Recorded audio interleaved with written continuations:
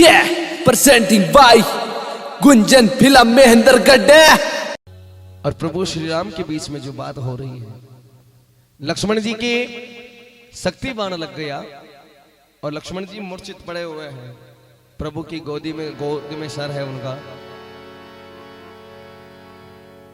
प्रभु श्री राम इधर आइए आसाराम जी, सुने एक बार। आप सुन रहे हो? Okay sir. प्रभु श्री राम, उनकी आंखों में आंसू और वो बड़े दुखी, बड़े चिंतित हो रहे हैं कि मैं घर जाके क्या कहूंगा कि लक्ष्मण नहीं रहा।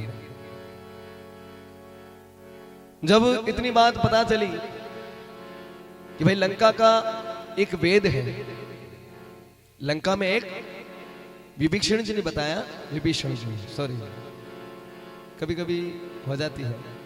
विभीषण जी ने कहा, विभीषण है ना, क्षण नहीं, क्षण। विभीषण जी ने कहा कि लंका का एक वेद है, वो मृत व्यक्ति को भी जीवित कर सकता है। उस वेद का नाम आप में से किसी को पता है क्या? परशुराम जी प्लीज मोबाइल रखें। उस वेद का नाम क्या था, बता सकते हैं? नहीं, अब मैं बता रहा हूं, उसको आप ध्यान रखना और जीवन में कभी कोई पूछ ले तो उनको बताना। उस वेद का नाम था सुषेण वेद। सुषेण जी, उस वेद का नाम था वेद सुषेण जी। विभीषण जी ने कहा कि अब यहां से कोई जाकर उनको लेकर आए या उनसे पूछ कर आए तो भले ही आपके लक्ष्मण जी जीवित हो सकते हैं, बाकी कोई उपाय नहीं है। हनुमान जी ने कहा मैं जाऊंगा, मैं लेकर आऊंगा उनको, या मैं पूछ के आऊंगा उनसे कि उसकी क्या उपाय है। हनुमान जी गए लंका में, वेद सुषेण जी से मिले, उनसे कहा कि आप हमारे भ्राता लक्ष्मण जी की शक्ति बाण लग गया है, तो आप चलिए और हमारे लक्ष्मण जी को जीवित कर दीजिएगा।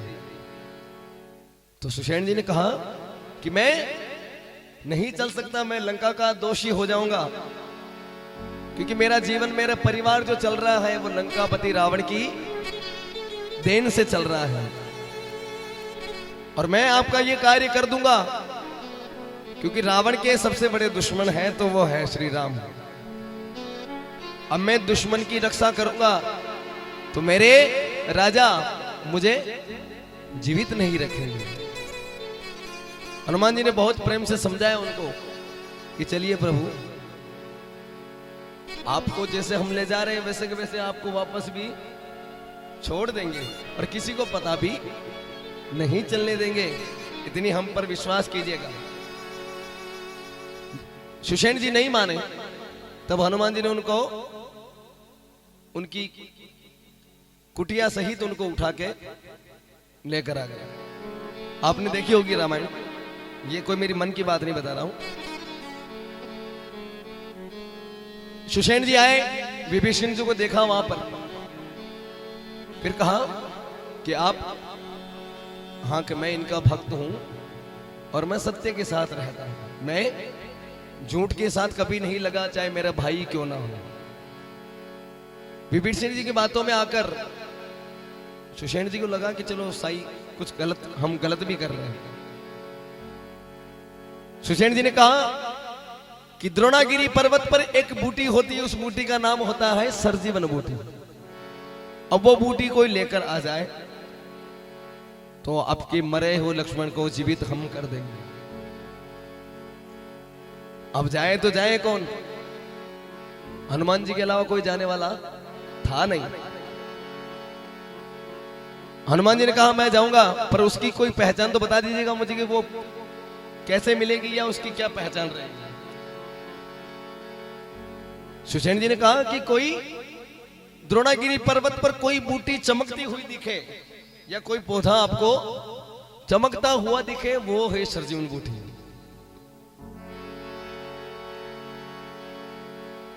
जब हनुमान जी महाराज द्रोणागिरी पर्वत गए तो पूरा पर्वत जगमगा हुआ है, चमचम कर रहा है पूरा, अब हनुमान जी चिंतित हो गए, ले जानी कौन सी बूटी। फिर हनुमान जी ने सोचा, थोड़ा निवेदन भी किया उन बूटी से कि हे सरजीवन, मैं आपके चरणों में दंडवत प्रणाम करता हूं, आप हो सके तो आप अपना परिचय मुझे और आपका दर्शन मुझे दे दीजिएगा, और आपकी बड़ी आवश्यकता है। रावण की शक्तियां के आगे वो भी निर्वस थे। क्या बात है, नर्वस और विवश भी थे, नर्वस भी थे और विवश भी थे। ये कमाल है ना, बहुत अच्छा कमाल। क्योंकि फिर हनुमान जी को पता चला कि चलो अब इतना वक्त लेंगे इनसे तो उधर सूर्य उदय हो जाएगा, और ये बूटी मुझे रातों ही रात ले जाकर देनी है, तब जाके लक्ष्मण जी जीवित होंगे।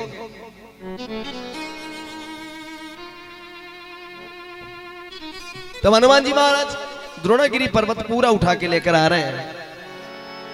जब अयोध्या से गुजर रहे हैं, दीदी न जाने हंसी क्यों चल रही, मैं बड़ा वो आपको प्रसंग बता रहा हूं सीरियस वाला, और आप हंस रहे हो, मुझे न जाने ये बात पता नहीं चलती। जय हो। जो बातें कर रहे हैं उनको मेरा प्रणाम, उनके चरणों में दंडवत प्रणाम मेरा। कि कहा है, जब हनुमान जी मेरा द्रोणागिरी पर्वत लेकर आ रहे, अयोध्या से गुजर रहे थे, तब अयोध्या की देख रेख कौन कर रहे थे? भरत जी, जो राम जी के भाई थे। भरत जी देख रेख कर रहे थे। तब भरत जी ने सोचा कि ये कोई राक्षस है जो मेरे भाई की ओर बढ़ रहा है, और मेरे भाई को कोई नुकसान ना आ जाए, मैं इसको यहीं खत्म कर देता हूं। अब हनुमान जी की बातें और प्रभु श्री राम की जो बात है वो मैं आपसे पेश कर रहा हूं, सुने सभी ध्यान से। प्रभु श्री राम ने कहा कि हनुमान, तुम्हारे इतने ऋण है, इतने एहसान है मेरे ऊपर कि मैं जीवन भर नहीं उतार पाऊंगा। हनुमान का मान सदा मन में, हनुमान का मान सदा मन में, कभी दिल से दूरी नहीं होती। भगवान भक्त के रिश्ते में कोई मजबूरी नहीं होती।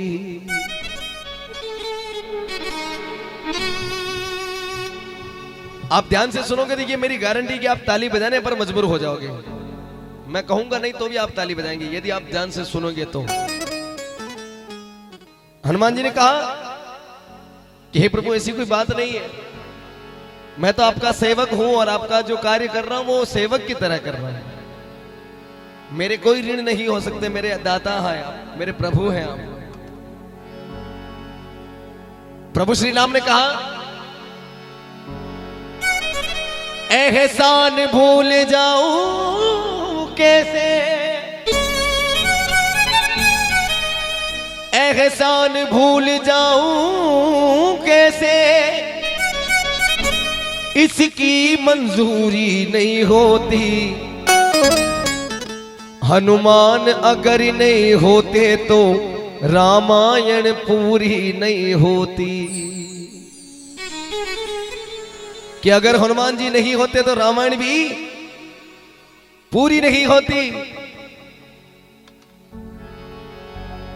समझ निशा में निशाचर, भरत जी ने तीर चलाया तब कवि ने लिखा, समझ निशा में निशाचर भरत ने छोड़ा तीर। अरे राम राम कहे धरण पे गिर गए हनुमत वीर। हाथ में पर्वत और जब तीर लगा हनुमान जी महाराज को तो हनुमान जी श्री राम कहते हुए धरती पर गिर गए। तो भरत जी को बड़ी चिंता हुई। भरत जी ने सोचा कि कोई मेरा राम का भक्त मेरे से मारा गया, आज अनर्थ हो गया। जब हनुमान जी से जाकर मिले भरत जी,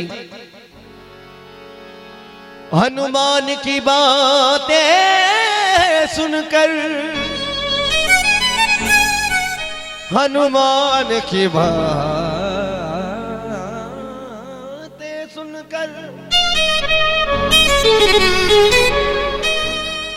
हनुमान की बातें सुनकर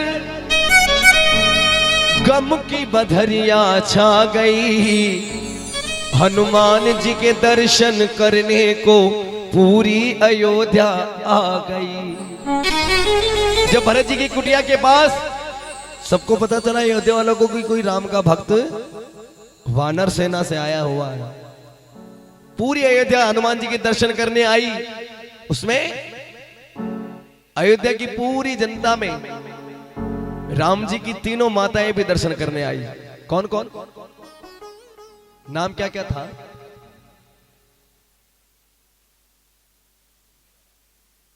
ओके, क्या बात है। एक बार आप खुद के लिए जोरदार ताली बजा दें, ये ध्यान रखना बहुत जरूरी है।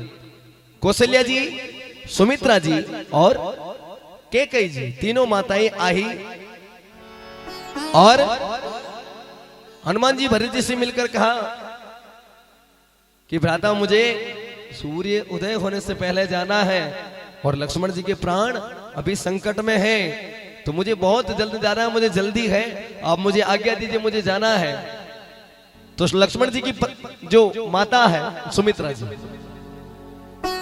सुमित्रा जी ने कहा हनुमान जी रुके, आप मेरा कोई संदेश है जो राम के जाकर आप कह देना, जो मेरा कोई मैसेज है, मेरा कोई संदेश है जो राम से जाकर दे देना, कह देना। और क्या कहा सुमित्रा जी ने?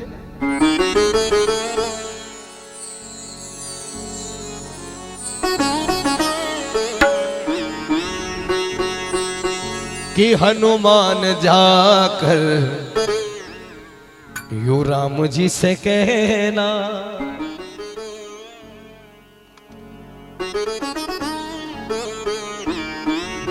हनुमान जाकर यो राम जी से कहना कि हनुमान तुमने कहा कि मेरे बेटे के प्राण संकट में हैं, तो मेरे राम से जाकर कहना कि हनुमान जाकर राम जी से कहना, अरे मेरे लखन के प्राण, मेरे लखन के प्राण यूं जाए तो जाए, कि मेरे लखन के प्राण, मेरे बेटे के प्राण चले भी जाए तो कोई व्यर्थ की बात नहीं है। कहना कि मेरे लखन के प्राण यूं जाए तो जाए, बिना जानकी के राम अयोध्या न आए, बिना जानकी के राम अयोध्या न आए।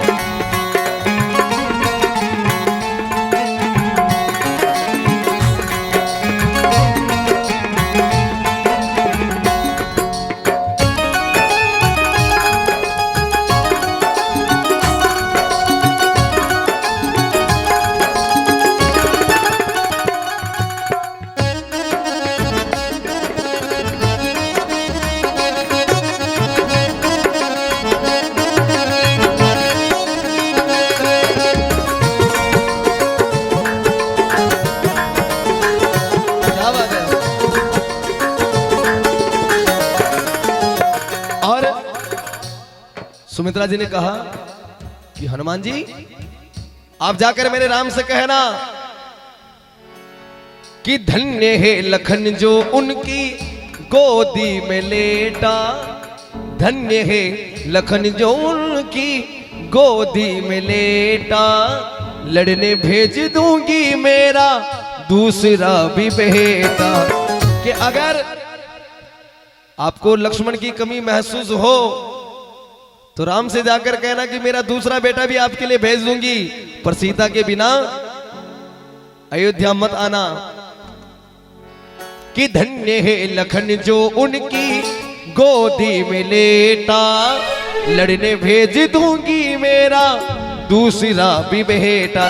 सुमित्रा जी के दूसरे बेटे का नाम क्या था? बहुत बढ़िया, क्या बात है। बस आप जो मुझे पता है कि 25% ही ध्यान से सुन रहे हैं, बाकी 75% ऐसा है कि बात चलो गा रहा होगा। पर मैं ये गारंटी भी साथ आपके कह रहा हूं कि जो ध्यान से नहीं सुन रहे वो पछताएंगे भी, या शायद अपन ध्यान से सुनते तो वो भजन पे भी काम आता।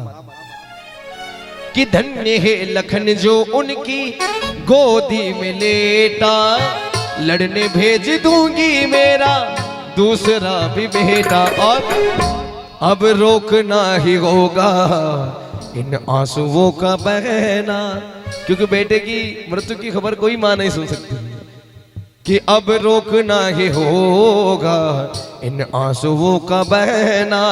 अरे मेरे लखन के प्राण, मेरे लखन के प्राण, यूं जाए तो जाए बिना जानकी के राम अयोध्या न आए, बिना जानकी के राम अयोध्या न आए।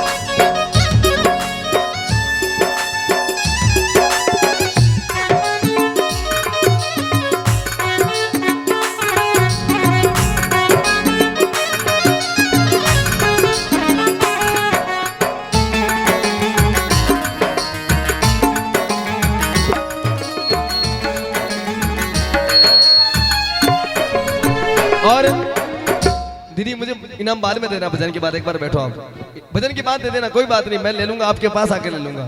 एक बार आप ध्यान से सुना, बस पैसा जरूरी नहीं होता है, इंसान को भजन सुनना बहुत जरूरी होता है। तो सुनिए, जब सुमित्रा जी ने कहा कि राम से जाकर मेरा ये मैसेज दे देना कि सीता के बिना राम अयोध्या ना आए, जब सुमित्रा जी से मिलकर हनुमान जी ने कहा कि अब माता मुझे आगे दीजिए, मुझे जाना है, तो कौशल्या जी आई कि हनुमान जी एक मेरा संदेश भी है, वो जाकर भी मेरे राम से कह देना। उनका क्या संदेश था सुनिएगा। सुमित्रा जी ने कहा कि सीता हमारे कुल वंश का मान है, सीता हमारे पूरे कुल का मान है और वो हमारे कुल की लाज है, उसके बिना अयोध्या नहीं आए। पर कौशल्या जी ने कहा कि राम से जाकर कहना, जो सुमित्रा ने कहा वो जाकर मत कहना, कि हनुमान जी कि जो सुमित्रा ने आपको कहा वो जाकर मेरे राम से मत कहना, जो मैं कह रही हूं वो जाकर कहना। अब कौशल्या जी ने जो कहा वो सुने, के धन्य है सुमित्रा सत की, थैंक यू सो मच, कि धन्य है सुमित्रा सत की क्षमता लुटा दी, मेरी ममता पे अपनी ममता लुटा दी। क्योंकि वनवास मेरे राम को हुआ था, पर लक्ष्मण को राम की सुरक्षा और राम की रक्षा के लिए इसने अपना बेटा भी भेज दिया। क्या कहा कि धन्य है सुमित्रा सत की क्षमता लुटा दी, मेरी ममता पे अपनी ममता लुटा दी। और हंस कर दिया है इसने, हंस कर दिया है इसने यू गोदी का गहना। गोदी का गहना यानी सबसे प्रिय पुत्र, सबसे लाडला बेटा, कि हंस कर दिया है यू गोदी का गहना। कि राम से जाकर कहना, अब कष्ट राम उसके खातिर पाए तो पाए, कि राम अगर लक्ष्मण के खातिर कष्ट भी पाए तो कोई संकोच की बात नहीं है, कि अब कष्ट राम इसके खातिर यू पाए तो पाए, बिना लखन के राम अयोध्या न आए, बिना लखन के राम अयोध्या न आए।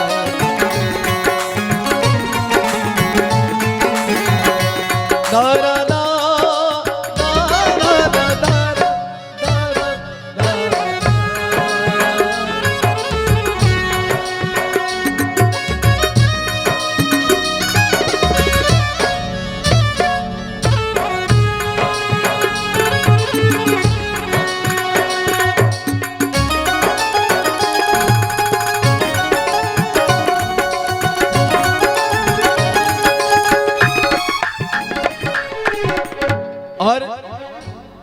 जब कौशल्या जी से मिलकर हनुमान जी ने कहा कि अब मुझे आगे दीजिए, मुझे जाना है और सूर्य उदय होने से पहले जाना है, कहीं आपकी बातों में आकर मेरा सूर्य यहीं उदय ना हो जाए और उधर लक्ष्मण जी के प्राण चले जाए। तो कैकेयी जी आई कि मेरा भी एक संदेश है, वो भी जाकर मेरे राम से कह देना।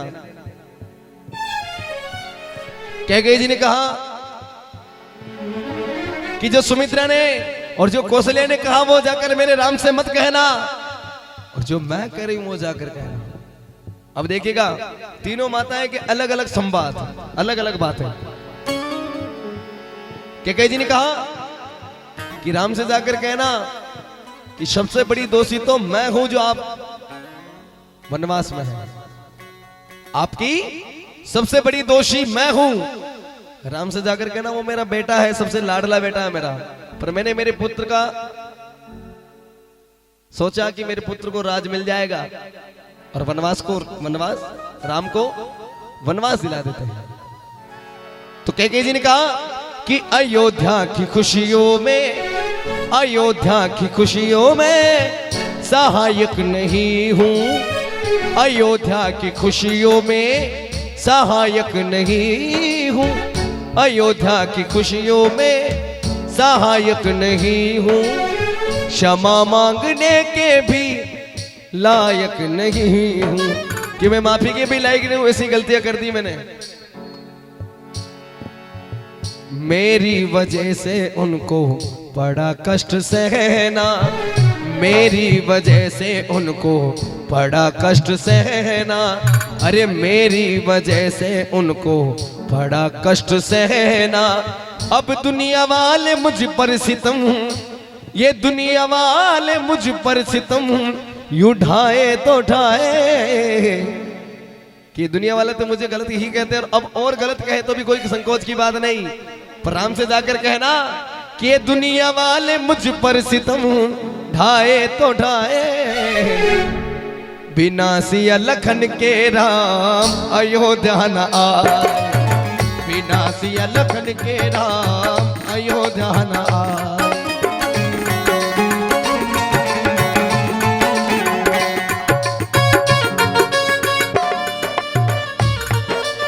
क्या बात है, बहुत अच्छे।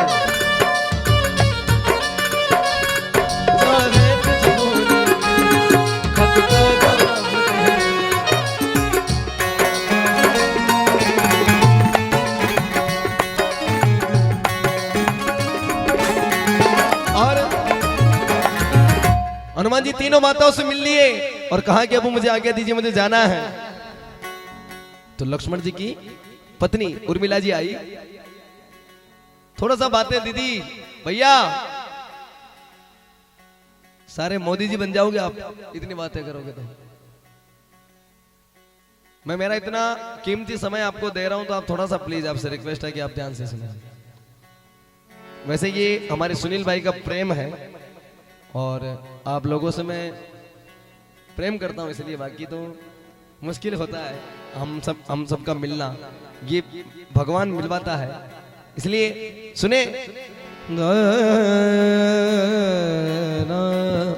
अब देखिएगा, जिस पत्नी के पति के प्राण संकट में है, वो पत्नी हंसकर कैसे बात कर सकती है? कि जिस पत्नी के पति के प्राण यदि संकट में है तो वो हंसकर बात कर सकती है क्या? आप सब बैठे हैं, पर लक्ष्मण जी की पत्नी हंसती हुई आई हनुमान जी के सामने और कहने लगी कि हनुमान जी,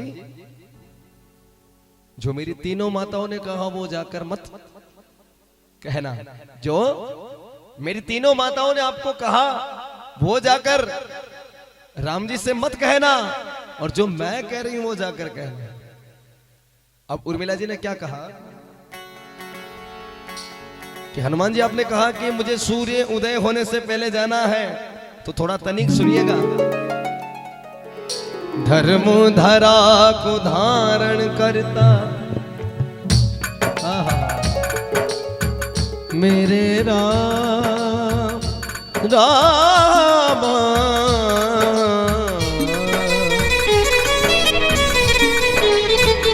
उर्मिला जी ने कहा कि धर्म धरा को धारण करता वो रघुवंश का बेटा। प्रभु श्री राम की जो गोत्र थी वो रघुवंश थी, आप सबको पता है कि धर्म धरा को धारण करता। लक्ष्मण जी के लिए कहा कि वो रघुवंश का बेटा, अरे मौत भी उसका क्या कर पाए जो प्रभु की गोद में है लेटा। लक्ष्मण जी तुमने कहा कि मेरे पति का सर प्रभु श्री राम की गोद में, तो उनको मौत आ ही नहीं सकती। आप झूठ बोल रहे हैं। अब हनुमान जी को तो पता है कि हम झूठ नहीं बोल रहे, पर उनकी पत्नी कहां मानती। फिर उर्मिला जी ने कहा कि हनुमान तुमने एक बात और कही कि सूर्य उदय होने से पहले जाना, तो सुनना कि सूर्य वंश की मैं कुल वधू हूं। क्या कहा कि सूर्य वंश की मैं कुल वधू हूं, वो मन में मुदित नहीं होंगे। सूर्य भगवान मेरे ससुर जी हैं, वो ऐसी गलती नहीं करेंगे कि सूर्य वंश की मैं कुल वधू हूं, वो मन में मुदित नहीं होंगे। अरे अपनी बहू को विधवा करने वो स्वयं उदित नहीं होंगे। समझ में आया कि मैं सूर्यवंश कुल की कुल वधू हूं, तो वो मेरे ससुर हुए, और वो मुझे विधवा करने के लिए वो स्वयं उदित नहीं होंगे, वो स्वयं कल उदित ही नहीं होंगे। कि हनुमान जी आप आराम से जाइएगा, कल सूर्य उदय होगा ही नहीं। तो कहा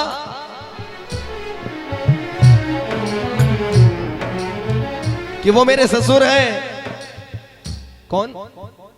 सूर्य भगवान। एक बात और बता देता हूं, पूरी दुनिया जानती है, आपने भी देखा होगा और आपने भी सुना होगा, हनुमान जी बाल ब्रह्मचारी हैं। पता है आपको? पता है ना? आप किसी को पता है कि हनुमान जी शादीशुदा थे? हाँ होगा ना, किसी किसी को पता होगा, आपको पता होगा। उनकी पत्नी का नाम क्या है?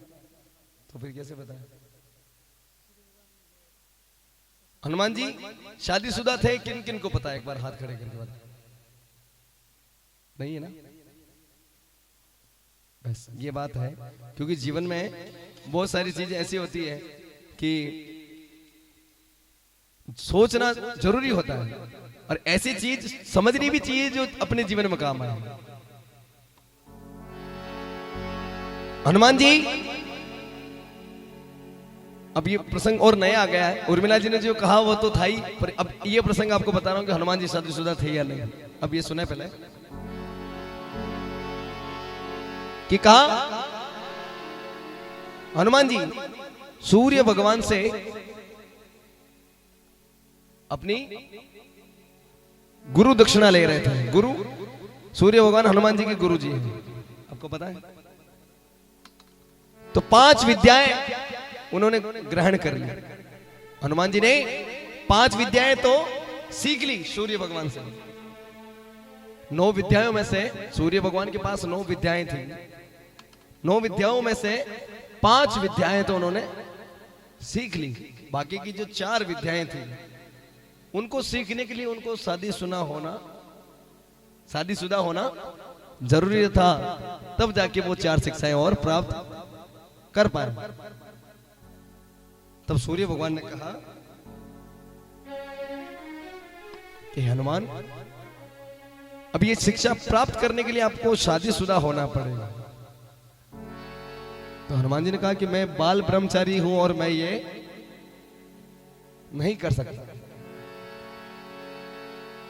हनुमान जी ने, सूर्य भगवान ने कहा कि मेरी बेटी है, उनका नाम जो है सुलक्षणा, सुचना, जो उनकी बेटी का नाम था। उन्होंने कहा कि मेरी बेटी से आप विवाह कर लीजिएगा। उनका प्रताप, उनका तेज इतना है कि उनको कोई सहन नहीं कर सकता। वो आपसे शादी करने के बाद वो वापस अपनी तपस्या में लीन हो जाएगी। आप शादीशुदा भी हो जाएंगे और आपको विद्याएं प्राप्त भी हो जाएगी और आप बाल ब्रह्मचारी ही रह जाएंगे। और तमिलनाडु में उनका मंदिर भी है, हनुमान जी का और सुमलता जी का। ठीक है, आप कभी जाओ उधर तो दर्शन करके जरूर आना।